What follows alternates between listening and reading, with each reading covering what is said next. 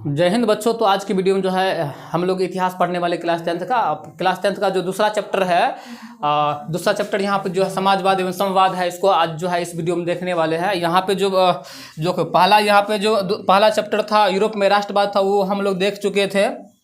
तो आज जो है हम लोग देखने वाले हैं दूसरा चैप्टर, जो क्लास टेंथ का दूसरा चैप्टर है समाजवाद एवं साम्यवाद। तो समाजवाद एवं साम्यवाद को और समझने वाले हैं। देखिए, ये समाजवाद जो है ना, ये साम्यवाद, ये विचारधारा जो प्रकट हुआ सबसे पहले ये रूस में प्रकट हुआ था, रूस में। तो यहाँ पे जो समाजवाद है ना, ये एक क्या है? विचारधारा है। ये क्या है? विचारधारा है। समाजवाद कोई व्यक्ति कोई वस्तु नहीं है, ये क्या है? विचार है। जो लोगों के बीच में जो विचार आता है ना समाजवाद का, ये विचार जो है कैसे भड़का, किस प्रकार आया, समाजवाद की भावना कैसे प्रकट हुआ। जैसे हम लोग फ्रांस की क्रांति देखे थे, फ्रांस की क्रांति में जो है ना क्या आया था? लोकतंत्र का मांग किया था ना, है। तो फ्रांस की क्रांति से उसी प्रकार जो है रूस में भी क्रांति हुआ था, और वहां से भी किसका जन्म हुआ है? समाजवाद का। फ्रांस की क्रांति होने पर वहां पे किसका जन्म हुआ था? लोकतंत्र का। और यहाँ पे रूस में जो क्रांति हुआ था, यहाँ से किस चीज का जन्म हुआ था? समाजवाद का। किसका? समाजवाद का। देखो, समाजवाद जो है ना एक क्या है? विचारधारा है, जिसने आधुनिक काल में समाज को जो है एक नया क्या दिया है? आवाम दिया है। मतलब पहले जो था ना, राजतंत्र चलता था, मतलब राजा का बेटा ही राजा बनता था। जो रानी के कोख से जो जन्म लेता था बेटा, वही क्या बनता था? राजा बनता था। ये राजतंत्र जो है परंपरा दिनों दिन चलता ही जा रहा था।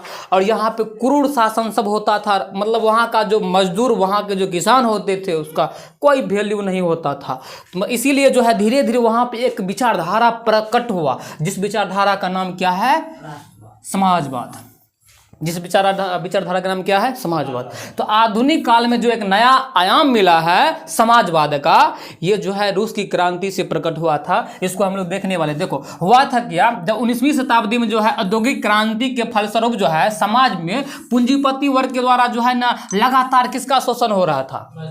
हाँ, जब यहाँ देखो औद्योगिक क्रांति किसे कहते हैं? अगर तुमको पूछ दे औद्योगिक क्रांति किसे कहते हैं, तो मतलब 19वीं शताब्दी में जो है ना, जो बड़े मतलब जो छोटे छोटे उद्योग थे, कुटीर उद्योग लोग सब करते थे, उसके जगह जो है ना जो पूंजीपति वर्ग थे, बड़े बड़े फैक्ट्रियाँ, बड़े बड़े मिल, बड़े बड़े जो है यहाँ पे दुकान सब चलाने लगे थे। तो यहाँ पे जो मजदूर वर्ग थे, जो किसान वर्ग थे, उसका जो कुटीर उद्योग चल रहा था, छोटे पैमाने का उद्योग चल रहा था, वो सब ठप हो गया, बंद हो गया।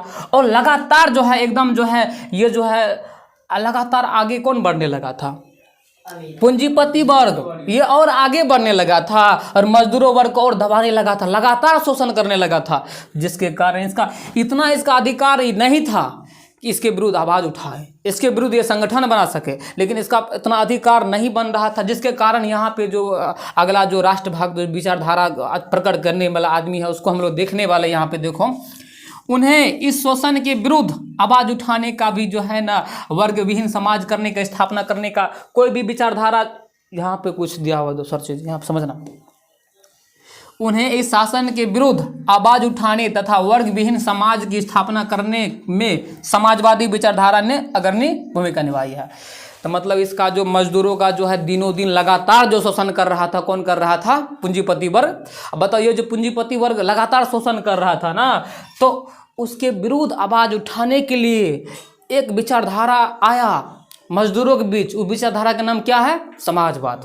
वो बोला कि समाजवाद होना चाहिए, मतलब सब कुछ सरकारी होना चाहिए, जितना भी चीज़ है सारी चीज़ें क्या होना चाहिए? सरकारी।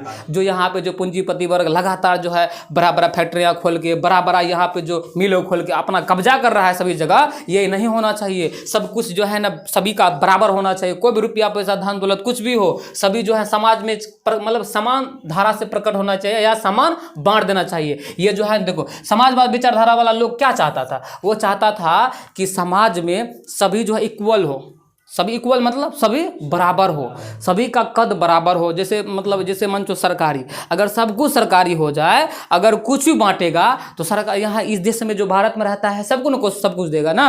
अगर मान चलो भारत में जो है सब कुछ सरकारी हो गया है और सबको बोला कि ठीक है हम सबको 1000 रुपया देंगे, तो बताओ सबको देगा कि यहाँ पर खाली अपना जो फैमिली है उसको देगा?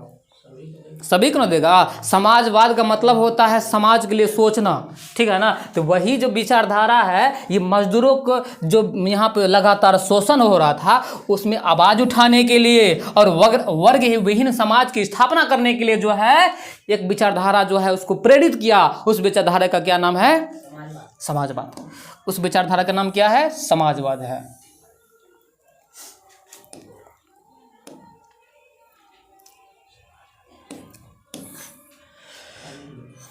समाजवाद उत्पादन में निजी स्वामित्व के जगह जो है ना सामूहिक स्वामित्व या धन के समान वितरण पर जोर देता है।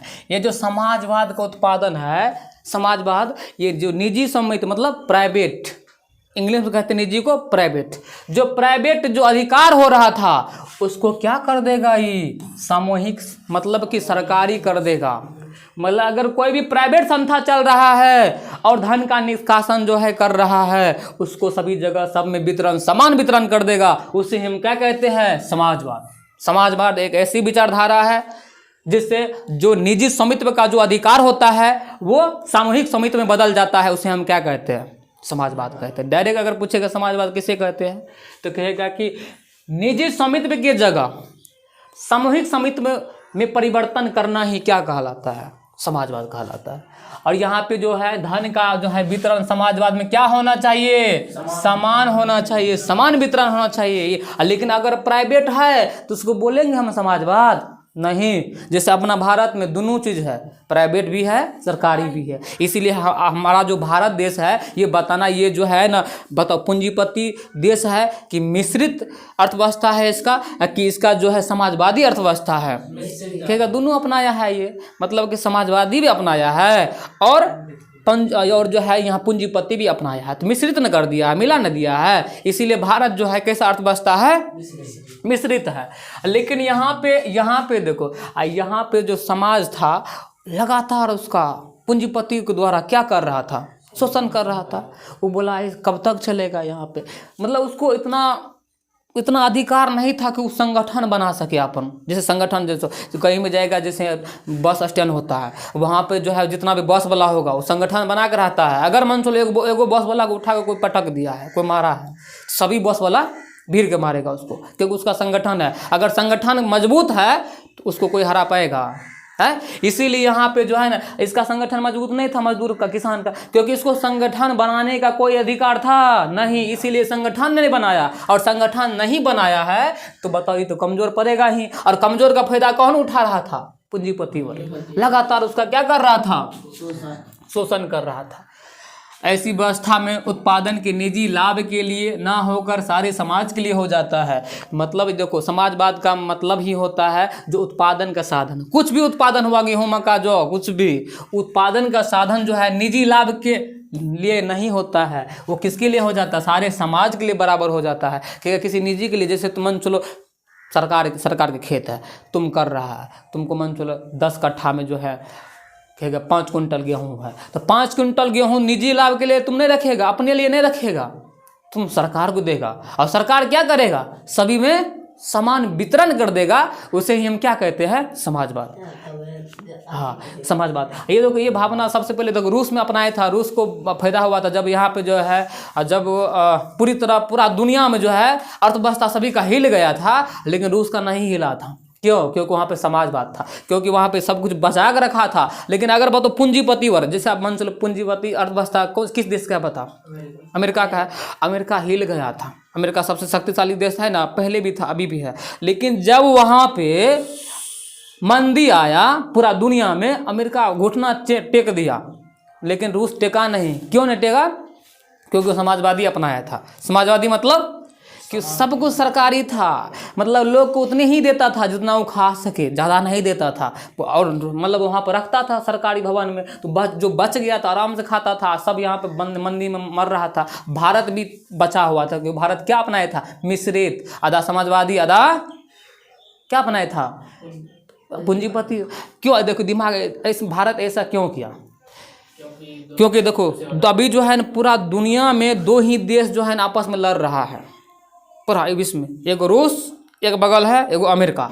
ये दोनों चाहता है कि रूस कहता है कि हम जितना भी देश है हमारे फेवर में हो, अमेरिका चाहता है जितना भी देश है हमारे फेवर में हो, लेकिन यहाँ पे भारत तो चालाक है, बोला दोनों से दोस्ती करेंगे तो मज़ा ना आएगा, दोनों से हम लेंगे सब कुछ। तो भारत बोला कि ठीक है, बोला जो हमको जो देगा उसका हम अपना लेंगे। तो बोला अमेरिका बोला ठीक है, हम तुम्हारे देश में बहुत सारे फैक्ट्रियाँ खोल देंगे, ये खोल देंगे वो खोल देंगे। बोले ठीक है, हम पूंजीपति अपना लेंगे। वो अपना लिया। और उधर से रूस बोला देख हम भी जो है तुम्हारे देश में जो है ये खोल देंगे वो खोल देंगे। बोला ठीक है, हम अपना देते, क्या समाजवादी। और दोनों अपना लिया, मतलब क्या हो गया, मिश्रित हो गया। तो इसीलिए अपना जो भारत का अर्थव्यवस्था कैसा है, मिश्रित है। तो समाजवादी भावना का उदय जो है ना 18वीं शताब्दी में औद्योगिक क्रांति के फलस्वरूप हुआ। 18वीं से 19वीं शताब्दी में जो है ना यहाँ पे औद्योगिक क्रांति जो हुआ था ना, उससे ही जो है यहाँ पे समाजवादी भावना का क्या हुआ है, उदय हुआ है, प्रकट हुआ है। औद्योगिक क्रांति ने सभी देशों की आर्थिक व्यवस्था में अमूल क्या किया है, परिवर्तन किया है। मतलब ये जो औद्योगिक क्रांति है, देखो पहले तुम ही दिमाग लगाओ, पहले छोटा छोटा दुकान होता था, छोटे छोटे सबको सामान बेचते थे, उतना कुछ नहीं था। लेकिन जब औद्योगिक क्रांति हुआ, औद्योगिक क्रांति मतलब बड़े बड़े फैक्ट्रियाँ खुलने लगा, बड़े बड़े मिल खुलने लगा, तो छोटे छोटे फैक्ट्रियाँ बंद होने लगी, छोटे छोटे दुकान बंद होने लगे। अब बताओ पूरा दुनिया में जो है ना एक क्रांति आया, उसको किस नाम से जानते हैं, औद्योगिक क्रांति। अब पूरा दुनिया का जो अर्थव्यवस्था था उसको बदल के रख दिया था। मतलब इतना लाभ हुआ था, इतना फल यहाँ पे प्राप्त हुआ था कि पूरा अर्थव्यवस्था में अमूल परिवर्तन हो गया। जितना भी देश था विश्व में, सभी देश की अर्थव्यवस्था में अमूल परिवर्तन, बहुत जल्दी परिवर्तन आया। अब तुम ही बताओ, छोटका दुकान है, छोटका दुकान से रोज कमाता है 500 टका, अब वहाँ बड़ा फैक्ट्री खोलते हैं रोज कमाता है 5000 टका, तो बताओ अमूल परिवर्तन नहीं होगा है? अमूल परिवर्तन हो गया यहाँ पे एकदम। पूरा जो है जितना भी विश्व में जितना भी देश था सभी में सभी का अर्थव्यवस्था जो है एकदम परिवर्तन हो गया था। लेकिन परिवर्तन हुआ, देश तो आगे बढ़ा, लेकिन जो पूंजीपति वर्ग था वो न बढ़ा है। छोटे किसान मजदूर, उसका शोषण तो लगातार हो ही रहा था, अभी भी हो रहा है। अभी भारत में चेंजिंग नहीं हुआ है। भारत में अभी तुम देख रहा है, भारत में वही है। मतलब जो पूंजीपति वर्ग है वो दिनों दिन आगे बढ़ रहा है। जो मजदूर है, जो किसान है, वो अपने धरातल पर है, वो कभी नहीं उसको खाली यहाँ पर आता है, नेता आता है, बस तुमको आता है भाषण देगा। अभी जैसे भाषण दे रहा वो हैगा कि भाइयों बहनों तुम लोग आपकी बार जो है हमको जिताइए, अगला बार जो है आपके लिए जो है हम आपके लिए क्या करने, आपके लिए जो है एकदम बिहार को हम शैम्पू से धो देंगे, ये कर देंगे वो कर देंगे, फलना चिलना। टांग पकड़ के पूरा वोट ले लेगा। उसके बाद वहाँ पे जब जाएगा तो किसके लिए काम करेगा, वो बड़े लोग के लिए। क्यों, उसको फायदा है। अगर पूंजी देखो, सरकार को भी फायदा है पूंजीपति वर्ग से ही। कहता किसान कितना कमा के देगा हमको, कितना कमा के देगा, लेकिन पूंजीपति वर्ग उसको कमा के देता है, टैक्स देता है। इसीलिए उसको समझता है अगर इसके लिए काम करेंगे तो ये मेरे लिए काम करेगा। इसीलिए वो ज़्यादातर देखो, अगर अंबानी और आगे अडानी अंबानी और आगे बढ़ रहा है तो सभी सरकार का हाथ है। आगे बढ़ रहा है बहुत अच्छा है, लेकिन भारत के किसान के बारे में सोचो, भारत के मजदूर के बारे में सोचो, भारत के जो विद्यार्थी है उसके बारे में सोचो, रोजगार पे बात करो, ये सब बात करो न, तब न समझेगा हाँ हमारा समाज परिवर्तन हो रहा है, आमूल परिवर्तन हो रहा है। यहाँ पर किसका परिवर्तन हो रहा है, पूंजीपति वर्ग का। अभी भी शोषण हो रहा है कि नहीं हो रहा, बताओ। अभी मजदूरों का, किसानों का शोषण हो रहा है। जहाँ भी देखेगा वहाँ पर बिहारी को मार के भगा रहा है, नहीं भगा रहा है। तो आ जाओ, यहाँ पे वही देख रहे हैं। देखो, कुटीर उद्योग धंधों के स्थान पर विशाल पैमानों पर बड़े उद्योगों के मशीनरीकरण तथा पूंजीपति भावना के विकास के फलस्वरूप यूरोप के विभिन्न देशों में धीरे धीरे पूंजीपतियों के निहित स्वार्थ और मिल मालिकों की श्रमिक विरोधी नीतियों के कारण सभी देश के श्रमिकों का जीवन नरक बन गया था, नरकीय बन गया था।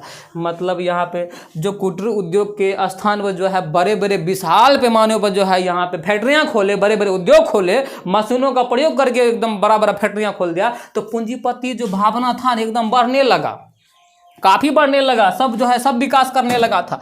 पूरा यूरोप में जो है, यूरोप के देश में धीरे धीरे पूंजीपतियों का जो है ना स्वार्थ इतना बड़ा हो गया था कि वो जो है ना ये इसके लिए सोचता था, मजदूरों के लिए, किसान के लिए नहीं सोचता था।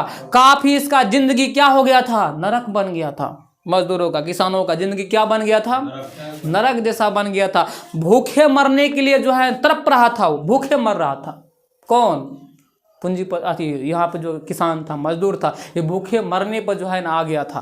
क्योंकि यहाँ पे जो है एकदम जो धीरे धीरे जो है कौन बढ़ रहा है अभी, पूंजीपति वर्ग। तुमको पूछेगा औद्योगिक क्रांति से किसको फायदा हुआ, पूंजीपति वर्ग का। मजदूर वर्ग का फायदा हुआ है, किसान वर्ग का फायदा हुआ है, नहीं हुआ है। किसको फायदा हुआ है, हाँ, देश में परिवर्तन आया है, देश की अर्थव्यवस्था में परिवर्तन आया है, ये कोई मतलब यहाँ पे कोई दुराई की बात नहीं है। लेकिन मजदूरों के लगातार शोषण हो के यहाँ पे देश के अगर अधिकार देश आगे बढ़े तो ऐसा देश किस काम का, बताओ। अब देखो समाजवाद की उत्पत्ति कैसे हुआ, समझना। समाजवाद की उत्पत्ति कैसे हुआ है, नहीं वो बताए हैं तुमको समाजवाद के बारे में। अगर तुमको पूछेगा समाजवाद किसे कहते हैं तो क्या कहेगा, कहेगा समाजवाद एक ऐसी विचारधारा है जो निजी स्वामित्व की जगह पे सामूहिक स्वामित्व ले लेता है, उसे ही हम क्या कहते हैं, समाजवाद कहते हैं। वहां पे एक बात समझे हैं समाजवाद किसे कहते हैं, ठीक है। उसके बाद हम लोग समझने वाले हैं समाजवाद की उत्पत्ति कैसे हुआ है। देखो समाजवाद की उत्पत्ति हुआ था 18वीं शताब्दी या 18वीं से 19वीं शताब्दी, जो औद्योगिक क्रांति हुआ था, वो औद्योगिक क्रांति के फलस्वरूप ही एक विचारधारा प्रकट हुआ, जिस विचारधारा का क्या नाम है, समाजवाद। लेकिन ऐसे नहीं प्रकट हुआ था। देखो इसके लिए जो वहाँ का राष्ट्रभक्त था, वहाँ का लेखक था, वो सभी मिल के चाहता था कि मजदूरों का, किसानों का जो शोषण हो रहा था इसको हम रोके, उसको आगे बढ़ाने का काम करें। इसीलिए एक व्यवस्था लाया, उस व्यवस्था का क्या नाम है, समाजवाद। उस व्यवस्था का क्या नाम है, समाजवाद है, ठीक है ना। उनकी आर्थिक सामाजिक स्थिति निरंतर गिरने लगी थी, उनकी श्रमिक को कोई अधिकार नहीं था, क्रूर शासन हो गया। वही चीज़ें जो पढ़ाए, देखो वही चीज़ें जो पढ़ाए हैं दोबारा लिख दिया है तुम। चलो हेलो, अल्लाह बंद करो ना, अरे एडिटिंग करना पड़ेगा। तो तुमको यहाँ बताए हैं कि यहाँ पर जो भी पढ़ाए हैं ना, जो यहाँ पे दोबारा यहाँ पे टैपिंग हो गया ना, वही चीज़ पढ़ाए हैं धीरे धीरे। चलो यहाँ पे ये समझाए हैं कि यहाँ पे जो दिया हुआ है ना, हाँ अच्छा बताओ, तुम लोग बताओ औद्योगिक क्रांति से किसको फायदा हुआ है, पूंजीपति वर्ग का। आई जो है औद्योगिक क्रांति जो है ना, देश में जो है दो गो परस्पर विरोधी तटीय एक साथ दिखाई पड़ रहा था। मतलब पूरा देश में जो औद्योगिक क्रांति हुआ था, दो विरोधी आपस में जो है ना टकरा रहा था। दो विरोधी मतलब एक पूंजीपति वर्ग, एक मजदूर वर्ग। मतलब पूंजीपति वर्ग का दिनों दिन जो है ना एकदम बढ़ोतरी हो रहा था, आगे बढ़ रहा था। लेकिन यहाँ पर जो मजदूर वर्ग था, किसान वर्ग था, उसका दिनों दिन नरकीय जीवन, नरकीय बन रहा था, जीवन खराब हो रहा था उसको मतलब कि प्रथम पूंजीपति व्यवस्था दिन प्रतिदिन मजबूत होता जा रहा था, और मध्यम वर्ग की आर्थिक स्थिति जो था ना, धीरे धीरे जो है ना खराब होता जा रहा था, धीरे धीरे खराब होता जा रहा था। मध्यम वर्ग मतलब वही छोटका जो किसान मजदूर सब किसान सब है। द्वितीय श्रमिकों की आर्थिक स्थिति तेजी से पतन हो रहा था, मतलब खराब हो रहा था। तो मतलब यहाँ पर द्वितीय जो श्रमिक था उसकी आर्थिक काफी जो है पतन हो रहा था। इस प्रकार उत्पादन की प्रक्रिया का एक महत्वपूर्ण घटक जो है ना भूखे मरने के लिए बात था। मतलब जो उत्पादन का जो दो यहाँ पे जो है दो, मतलब पूरा यूरोप महादेश की बात करें, एगो पूंजीपति वर्ग हुआ, एगो मध्यम वर्ग हुआ। यहाँ पे जो एक वर्ग काफ़ी उन्नत कर रहे थे, काफ़ी आगे बढ़ रहे थे, एक बार भूखे मरने के लिए बाध्य थे। एक बार भूखे मरने के लिए क्या थे, यहाँ पे बाध्य थे।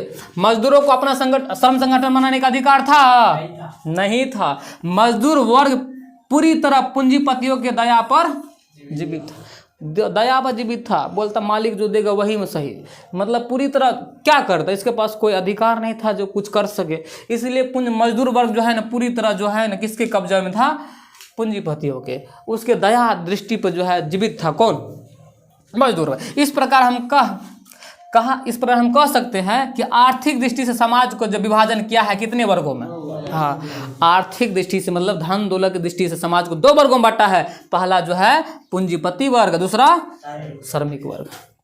पहला पूंजीपति वर्ग, दूसरा श्रमिक वर्ग। यहाँ पे देखो आर्थिक दृष्टि से जो है ना समाज को कितने भागों में बांटा है, दो भागों में। पहला क्या, पूंजीपति वर्ग, दूसरा मजदूर वर्ग, ठीक है ना।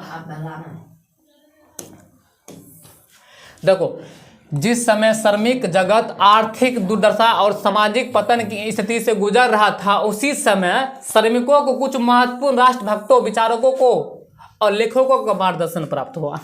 जिस समय जो है ना जो श्रमिक जगत था उसका दुर्दशा काफ़ी खराब हो रहा था, उसके लिए कोई आगे नहीं आ रहा था उसके सहायता करने के लिए, उसी समय आया था। कौन, जो यहाँ का राष्ट्रभक्त था, यहाँ का राष्ट्रभक्त, यहाँ का लेखक, यहाँ इस सब का मार्गदर्शन मिला। किसको, यहाँ के मजदूरों को, यहाँ के किसानों को मिला। इन विचारों में जो था ना किसका किसका विचार था, तो सेंट साइमन हो गया, फोरियर हो गया, लुई बल्मा हो गया, रॉबर्ट ओबॉन हो गया, कार्ल मार्क्स हो गया और एंगल्स हो गया। ये सब प्रमुख वहाँ का जो महान आदमी थे, ये सब बोला कि ये जो मजदूरों का शोषण हो रहा था इसको रोकने के लिए, उसको मतलब दबाने के लिए और यहाँ पे समाज को एक अधिकार देने के लिए सभी मिलके एक विचारधारा प्रकट किया, जिस विचारधारा का नाम क्या था? समाजवाद। तो यहाँ पे जो है उस विचारधारा का जो प्रतिपादन क्या है समाजवाद का, कौन व्यक्ति किया है? यही सेंट साइमन, फोरियर, लुई बल्मा, Robert Owen, Karl Marx, Engels, ये सभी वहाँ का राष्ट्रभक्त मिलके, ये सभी लेखक मिलके वहाँ पर चाहते थे क्या? ये मजदूरों का जो शोषण हो रहा था ये रुके, सभी के लिए अधिकार क्या होना चाहिए? समान होना चाहिए। इसके लिए जो है ये सब काम किया है। इन महान विचारकों ने यूरोपीय देशों में प्रचलित आर्थिक व्यवस्था की कड़ी आलोचना तथा औद्योगिक संगठन और पूंजीपतियों एवं श्रमिकों के परस्पर संबंधों के विषय में नवीन सिद्धांतों का प्रतिपादन किया है। मतलब ये जो विचारक है, ये जो विचारक बता रहे हैं ना, विचारक कौन कौन विचारक था? सेंट साइमन, फोरियर, लुई बल्मा, Robert Owen, Karl Marx, Engels, ये सब का जो है एक ही मतलब यहाँ पर जब देखा ना काफ़ी शोषण हो रहा था, काफ़ी जो महान विचारक थे ना यूरोप देश में, जितना भी यहाँ पे पूंजीपति का जो संगठन था उसके विषय में जो है ना काफ़ी निराश थे। कहते थे ये पूंजीपति वर्ग जो है ना काफ़ी शोषण कर रहा है, किसका? मजदूर वर्ग का। तो ऐतिहासिक दृष्टि से आधुनिक समाज का अभिवादन 2 चरणों में किया गया। आधुनिक जो है दृष्टि से, आधुनिक दृष्टि समाज कितने भागों में बांटा गया है? तो पहला मार्क्स से पूर्व का समाज है, दूसरा मार्क्स के पश्चात का समाज।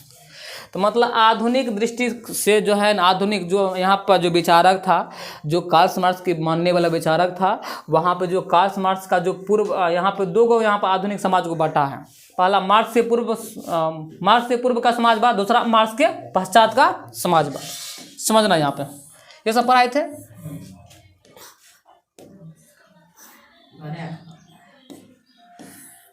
देखो यहाँ पे यूरोपीय समाजवादियों की दृष्टि आदर्शवादी थे तथा उनकी कार्यक्रम की प्रकृति और व्यवहारिक थे। मतलब यूरोपियन जो समाजवादी थे ना, जो यूरोप देश का समाजवादी कौन थे?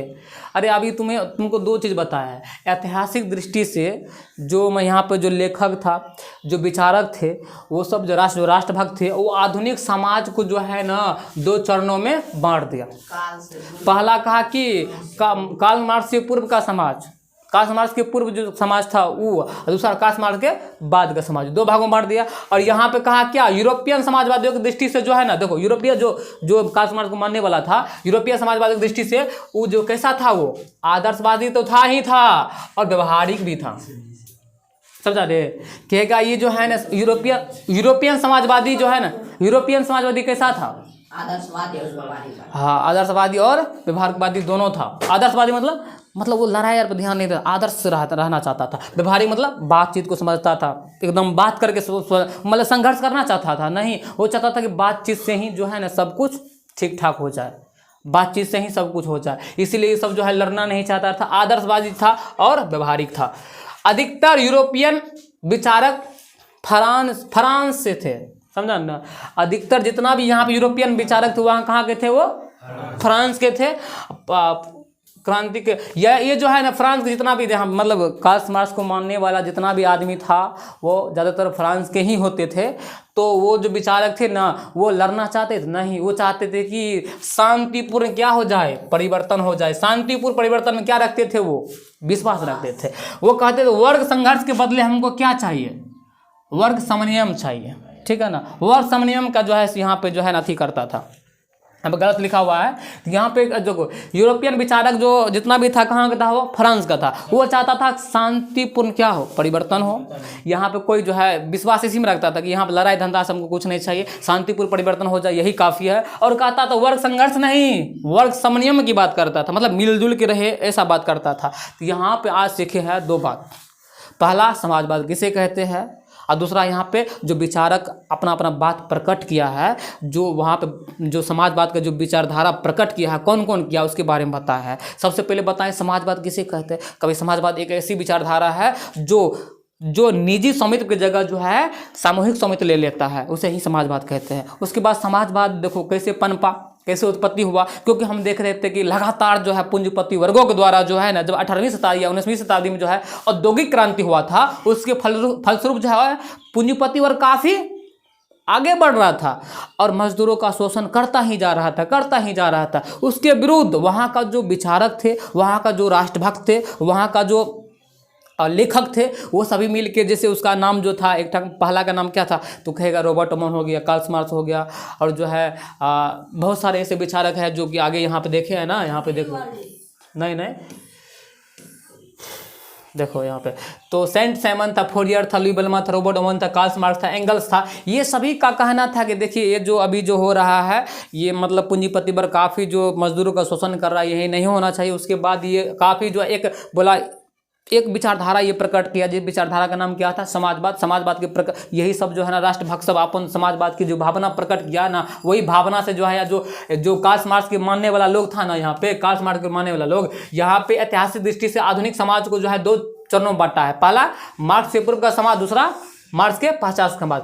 मतलब देखो मार्क्स के मानने वाला आदमी जो था, जितना भी था, वो कहाँ का था, वो फ्रांस का था। वो जो है लड़ाई में विश्वास करता था नहीं, वो चाहता था कि शांतिपूर्ण परिवर्तन हो जाए, वही काफ़ी था। और वर्ग संघर्ष के बदले वो क्या चाहता था, वर्ग समन्वय चाहता था। ठीक है ना। आज के वीडियो में यहीं तक रखते हैं, उसके बाद अगले वीडियो में कल जो है अगला क्लास में जो है आप लोग को समझाएंगे। आज के लिए यहीं तक। जय हिंद, जय भारत।